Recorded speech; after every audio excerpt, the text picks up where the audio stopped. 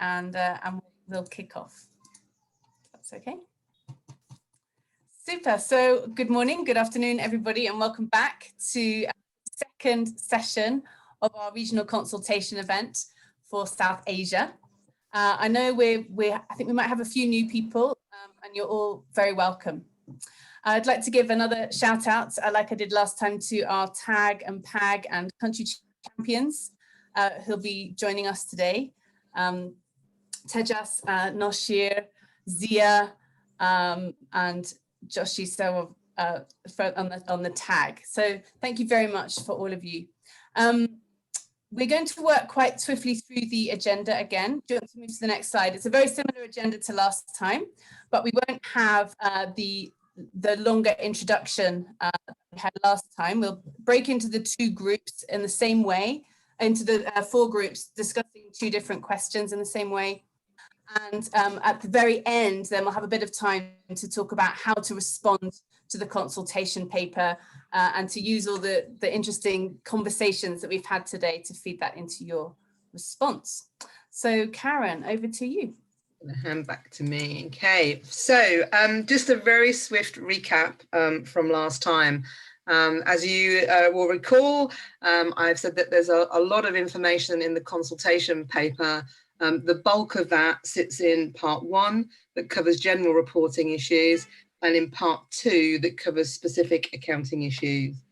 In our meeting today, we'll be considering chapters 4 and 5 of the 5 chapters that are in part 1. And these chapters focus on which current international standards meet the needs of non-profit organisations and the model that we propose to use for non-profits that leverage both international and national standards. So that will then complete all of the chapters in part 1, and a reminder that the consultation on those chapters closes on the 30th of July of this year. We also talked about part 2 of the consultation paper, which is focused on sector-specific accounting issues. And today we will look at whether we've captured all of these issues and the prioritisation of them for inclusion in the first set of guidance. We won't be discussing, excuse me, each of the individual topics, and we'll be holding further outreach sessions later in the year to discuss each of these. And again, just a reminder that because we're doing the outreach a bit later in the year on the specific topics, the consultation on these will close on the 24th of September of this year, so a bit longer for that. I haven't replicated the slide on the guidance objectives, which are in the introduction to the consultation paper that I touched on last time, but hopefully you'll remember that the objectives are concerned with the quality and credibility of financial reports and providing useful information to the users of financial reports, and in doing so, balancing the needs of users with preparers. And then finally, of course, what we'll touch on today, which is about addressing the accounting issues that are specific to non-profit organisations. So I'm going to move on now to our first topic area of today. So in our last meeting, we talked about the defining elements of the guidance, which entities should fall in scope, who are the users of financial statements and their needs, and the basis of the guidance being accrual-based and inclusive of non-financial reporting. Today, we will look at what guidance already exists and how it can be used to develop guidance specifically for NPOs. And we're looking at what guidance already exists to essentially speed up the production of the guidance.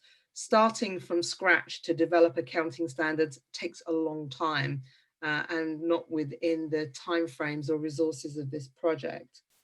So we have looked at both existing international guidance as well as national guidance as part of our work. A number of countries have developed NPO-specific standards for use by non-profit organisations in their jurisdictions. This national guidance tends to be built on the standards being used for both the private sectors and the public sectors, and it's designed to meet country-specific context. And those contexts take account of local legal requirements and community expectations. And we've seen through this work that national guidance can be built on different international frameworks, not all the same, or on local GAAP. And so the national guidance that exists across the globe doesn't look the same in all jurisdictions.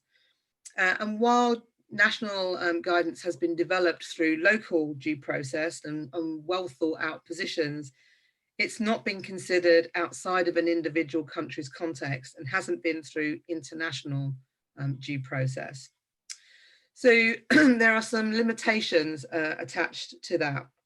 So to increase the likelihood of adoption internationally, the view of the project team is that non-profit guidance should be based on an international framework that has been through an international due process and has an accepted conceptual base. Sorry, excuse me. So having concluded that international guidance would provide a better base in chapter 4 of the consultation paper, we examined the 3 frameworks that exist, which is the IFRS suite of standards, IFRS for SME standard, and the Ipsos suite of standards. And we looked to examine the extent to which they would meet the project objectives. And each of these frameworks has been assessed against 3 criteria. So we've assessed it about whether the frameworks would address NPO specific issues, really important in terms of our objectives, the likely familiarity that non-profits have with the standard, and related to that, how easy it might be to use the framework. And we also look at the feasibility of producing guidance within the project resources and timeline. This analysis showed that no one framework performs well across all of the criteria. Ipsos performed better on NPO specific accounting issues, where there are similarities with certain transactions, particularly transactions for social benefit. But IFRS for SMEs performed better on ease of use and familiarity, primarily because it is a single standard for use by a variety of bodies. And it has some of the complexities that the full suite of standards of IFRS and Ipsos is removed. And the other factor was that it is only updated periodically. It's not subject to ongoing review like the other standards. As a consequence of all of those, we concluded that it would be more feasible for the project team to build on this standard rather than the other suites of standards. But because, so as a consequence of the analysis that we've done, we're proposing a model that uses IFRS for SMEs as a foundational framework. But because we know that this doesn't address all NPO specific issues, we're not looking to rely on that on its own. In this model, full IFRS and Ipsos and their conceptual frameworks would be used where IFRS for SMEs doesn't address an issue. It also draws on jurisdictional level guidance to develop NPO specific reporting solutions. So this approach is intended to access the most appropriate elements of existing guidance without starting from scratch, as I said before. In chapter 5 of the consultation paper, we acknowledge that there might be a concern about using different sets of guidance and whether that would lead to inconsistencies. But in our analysis, we recognize that there's a lot of similarities between IFRS and Ipsos, with the Ipsos differences primarily relating to the public sector specific issues. And there's a lot of national guidance that is also built on these frameworks. So where we are using those sets of guidance, the differences are expected to be quite minimal. So that's in a nutshell what chapters 4 and 5 of the consultation paper include. So as before, we will move into breakout groups, but just before we do that, let me remind you about how those are going to function. So as before, a moderator will be assigned to each group. Their role is to encourage you to contribute, keep you focused around the question, and probe reasons for your views. So they're there to help the functioning of the group. And as a reminder, they won't operate as a spokesperson for your group. So if you can bear that in mind. Like before, you will be automatically allocated to a breakout room. Please remember which room you're in, just in case you lose connection. Again, as before, you'll need to nominate someone to speak on behalf of your group to feedback your discussions. A reminder on protocol: if you can raise your hand if you would like to speak, and the moderator will call you in. Please try and avoid speaking over each other. Share your views, and importantly, share the reasons for your views. And again, we'll show the question for your group in the chat so that that's accessible to you.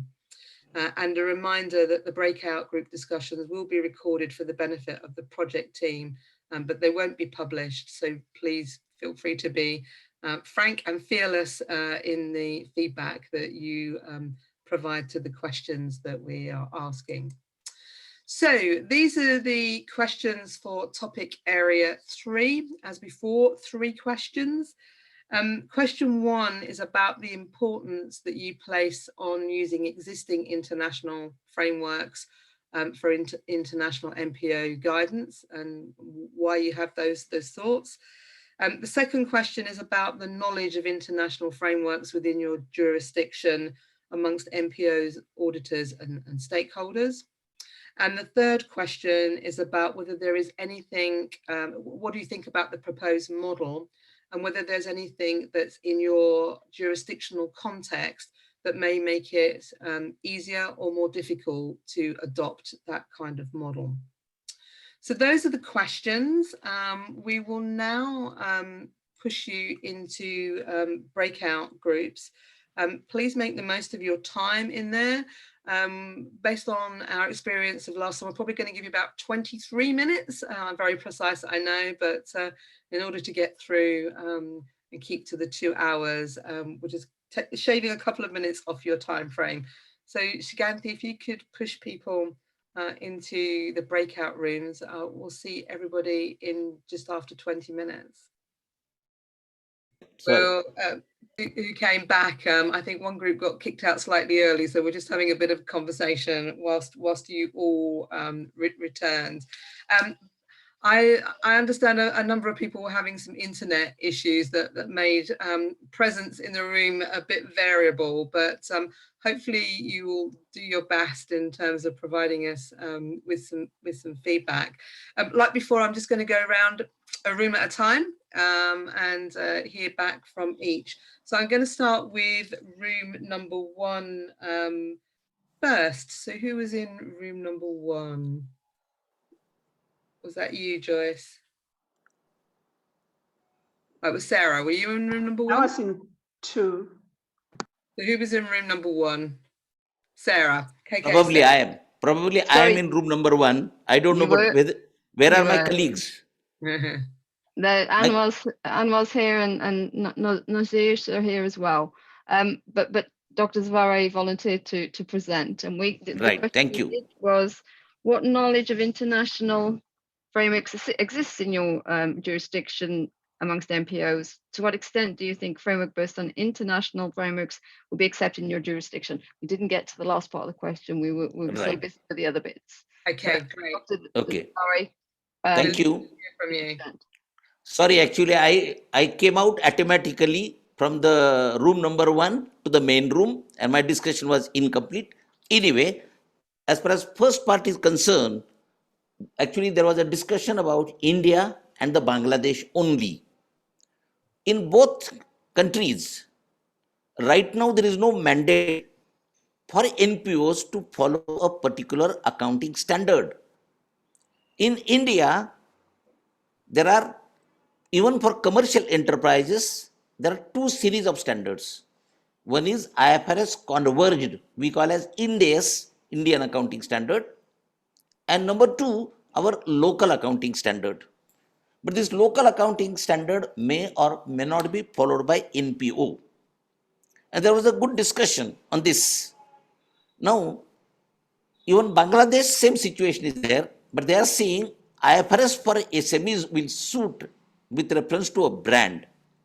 I only raise one issue which is to be addressed further, that after introduction of this new series of standards for NPO, whether there will be only one international standard or like the IFRS as well as US GAAP, there are two thoughts or the two thinkings of the two thoughts of the accounting process. There was one important question was raised, and I hope we'll get an answer for that. Then we talked about whether these particular standards will also be applicable to government organization. Why I'm saying, see, in every country, what is the objective of government? Objective of government is a social welfare. What is the objective of NPO? Social welfare. Only there are two different type of organizations are there. Whether these standards will also be applicable to the government organizations and government sponsored organizations. That was the second issue. And the issue was raised whether the standard will be one fixed for all, and for that purpose answer is not necessarily. Even in every country there are two type of NPOs are there, small NPOs and big NPOs. Probably big NPOs will follow the new series of standards, but what happens in case of the small one? So this is a process and will require a lot of time to proceed further. Thank you.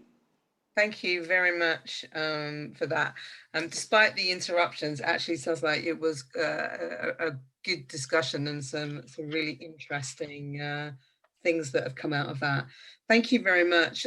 If any other members of that group have got any comments they want to add, please use the chat. But I think that was a very comprehensive summary. So thank you very much for that.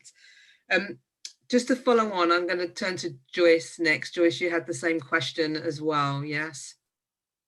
Yes, we had the same question, and Homia is going to summarize for us.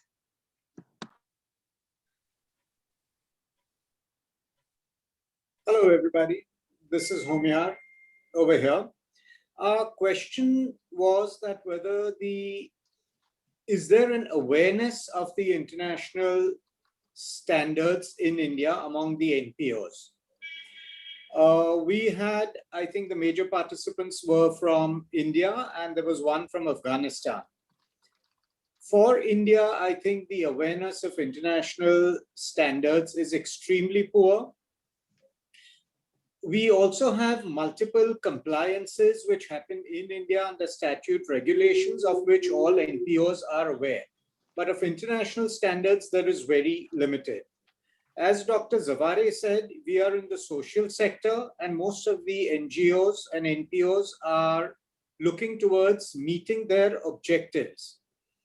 If they wish to meet their objectives and we want to put down a set of standards or reporting guidelines for them, they may be reluctant to follow unless they perceive some tangible benefits. A tangible benefit could be a standardized reporting where all governments and everybody turn around and understand.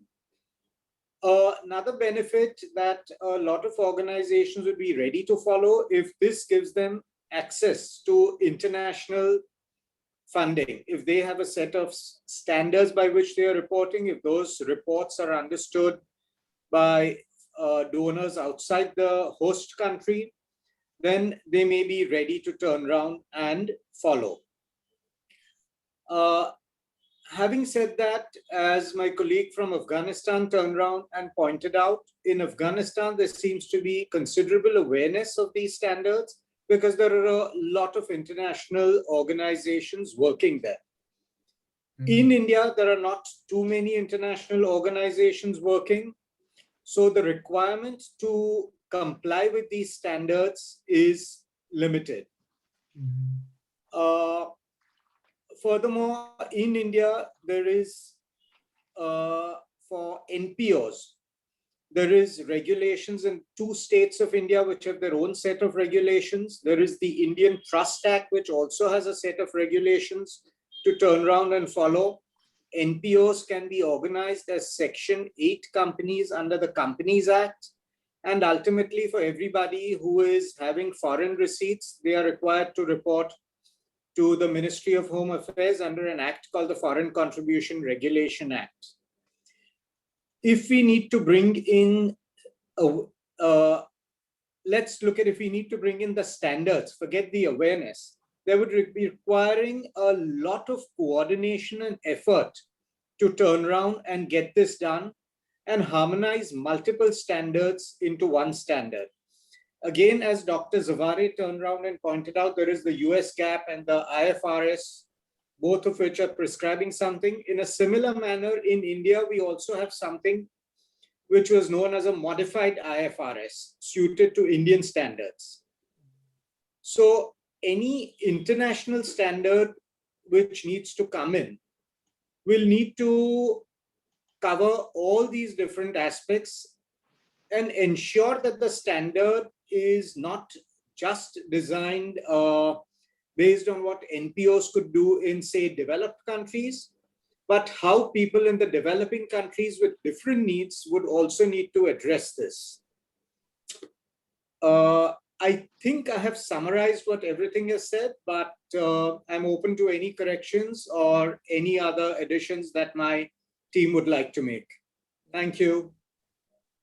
Hamia, thank you very much for that, and interesting to hear kind of slightly different things come out through your conversation, reflecting that you have different country representation. They're really interesting, and I think you set out the challenges of having a global standard really well, because everyone is in a different place. Moving everyone forward in the same direction will be a challenge for the project that we need to face.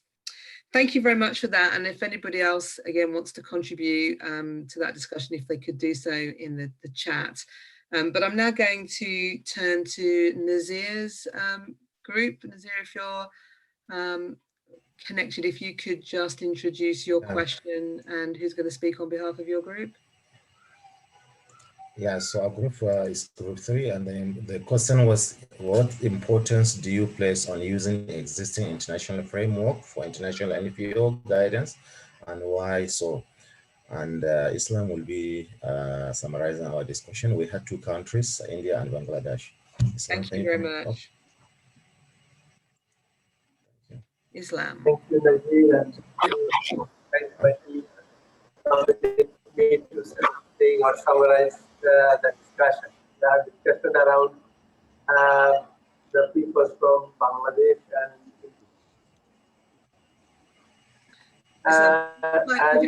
the question was what importance. Islam, we're having slight difficulty hearing you. Can you hear me okay? Yes. Yeah, sorry. Would you mind starting again? Because I just missed the very beginning of what you said. Sorry, maybe my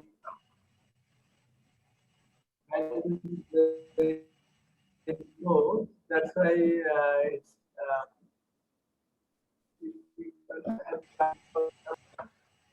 hello. Islam, we're having real difficulty hearing you. Can I suggest we ask Basavaraj, who's also in the group, to summarize instead? Yeah, thank you, Samant. Thank you. Islam, yeah. So now I will just briefly mention about our discussion here. I think in our discussion, Bangladesh and India were there. And the point is there are some challenges in making the uniformity, and also regulatory aspect. If you see that there are different expectations and system of reporting, like in Bangladesh, we got to know that accrual system, cash system, and also modified accounting system. And also we discussed about the donor perspective. They also mostly donor expect the cash reporting and accrual in few cases. And also there is a provision of liquidating accrual entries within a month in Bangladesh in one of the cases. And also we will have initially challenges to implement because most of the NPOs are not aware or maybe finding it difficult. There will be expenses, there will be cost element. So in the long run, there may be useful, but it would be difficult in the initial phases. This is a brief summary, and if somebody can add if I miss something. Thank you. Thank you very much. Right, I'm just writing a note. As before, if there's anything you want to add, and perhaps Islam, if there's anything that you would like to add, if you could do so in the chat, that would be great, and we can pull out the information from there. Interesting. Sorry, Islam. I think your connection is just really breaking up quite badly at the moment. Do you just want to have one last go, and then we'll move on?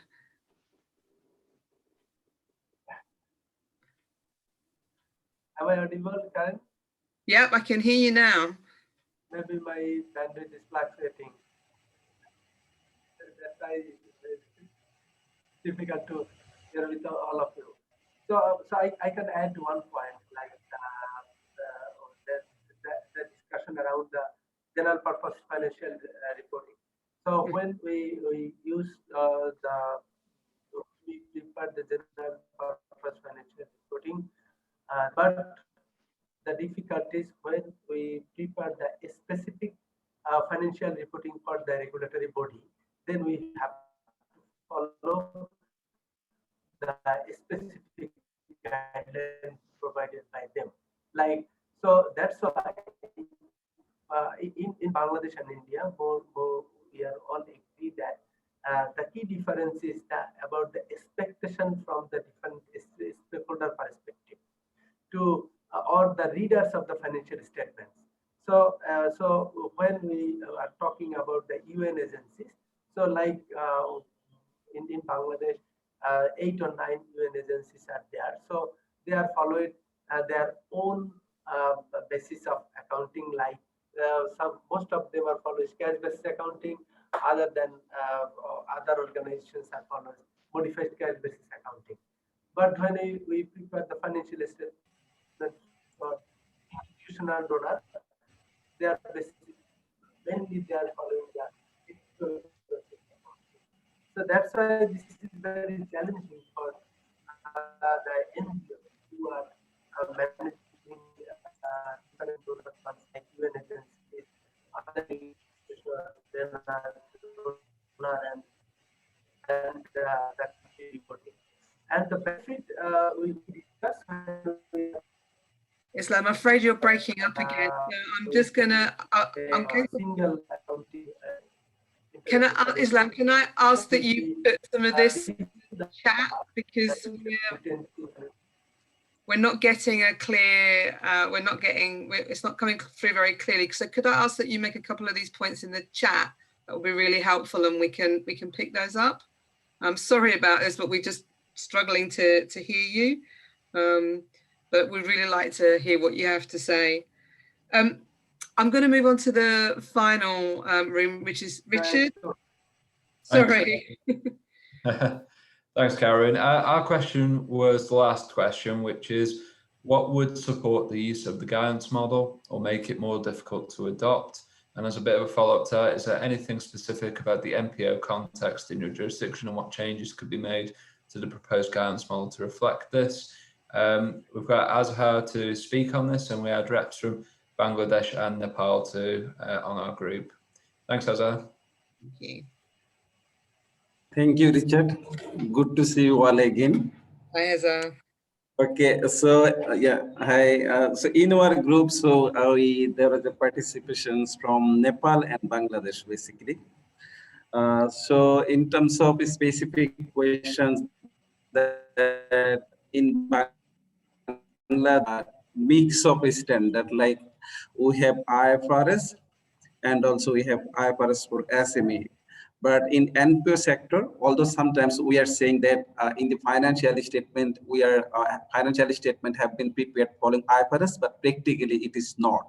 sometimes in terms of revenue recognitions, property, plant and equipment, and exchange rate management. So basically these 3 and 4 issue, we are not following the IFRS, but although in the financial statement, we say, okay, financial statement has been prepared following IFRS. And sometimes we see that in the financial statement, we mention that financial statement has been prepared following GAAP, but there is no written GAAP. What is GAAP? So most of the national NGO or INGO, sometimes we are saying that, okay, financial statement has been prepared following GAAP. So there is some challenges in terms of implementations or in terms of adopting this new IFR4NPO, that what the challenge, because you know that there is a different type of NPO, like one NPO like social business. In Bangladesh, social business entity, they are registered through Companies Act, but following the definition of IFR4NPO, they fall under the definition of NPO. So the organization which has been registered through Companies Act, so IFRS is applicable for them as according to the law. So when we will apply the IFR4NPO, this may contradict. So that is why a joint collaborative effort is required between the country champion who will focus from Bangladesh with the accounting institute like ICB and also financial regulatory authority. In Bangladesh, we have separate government body who looks after financial reporting thing, and we call it Financial Reporting Council. So they look after, they adopt nowadays the IFRS or IFR4 SME. So if IFR4NPO is adopted by IPAC, and then I think in principally there will be no problems to adopt the IFR4NPO in Bangladesh, but to implement this, that we have to work more with the government, with the FRC, and also with the accounting institute. So in addition to that, there are some requirement from donor. You know that every donor is coming with a different type of template and different type of reporting. So if donor ask NPO that, okay, we need our template, as well as every NPO should submit their annual financial report to the donor. This is mandatory. If donor, who is influential, that party is, one is government, another is donor.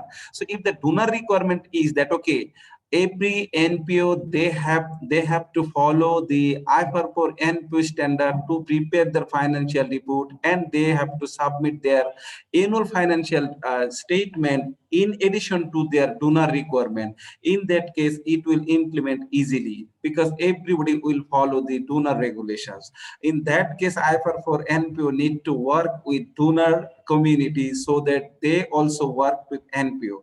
Another challenge I see that make more difficult work, because in the most of the NPO, there is no chartered accountant or professional accountant who really understand the IFRS. Because although we say that IFRS has been applicable for a long time, but the person who is have no professional accounting background, they are not reading the IFRS properly, and they fear to adopt, and always they will make excuse that, okay, IFR for NPO, what the benefit will bring for NPO. So this type of question may come from non-financial perspective and also from the professional accountant. So this is one barrier that we need to work on this. So in terms of Nepal, they have already in their country, they have adopted already Nepal accounting standard for NPO sector. They have recently adopted, but with the retrospective effect. So they are facing challenge in terms of retrospective effect for the Nepal accounting standard for NPO. So in terms of a small NGO or in Bangladesh, there we have a separate regulation like NGFS Bureau. So, but for the NGFS Bureau, there is a separate reporting mechanism. So also NGFS Bureau, they are saying to follow the IFRS. But if IFR for NPO is adopted by FRA and IFR Accounting Standard Institute in ICB, then they can guide the government to adopt adopt this IFR4NPO framework in their regulations. So if they pass a law or if they take in their regulation, then NPO is bound to follow this. And in terms of the guideline, yes, I think it is fine the way it has been designed, the way it has been tried to prescribe that what is our current problem. They have already, it has been mentioned. So although I have not read the full guideline, but I'll read gradually. But in terms of overall thing, I think it is fine. And thank you so very it is much. positive from because I need to keep us moving on, but that is brilliant. Thank you very much. So very comprehensive and obviously a lot of discussion in your group. So I'm going to move us back on to the PowerPoint and to our next topic area. We're now going to look at the overview of part 2 of the consultation paper. And the overview part of the document sort of sets out how we've identified NPO specific issues, what they are, and how we've prioritized them for inclusion in the guidance. As I've said before, we're not going to look at individual issues today, but the paper talks about the different sources that we've used to get our long list of issues, which you see in front of you now. And this includes previous research, feedback from standard setters, and also from the advisors on our advisory groups.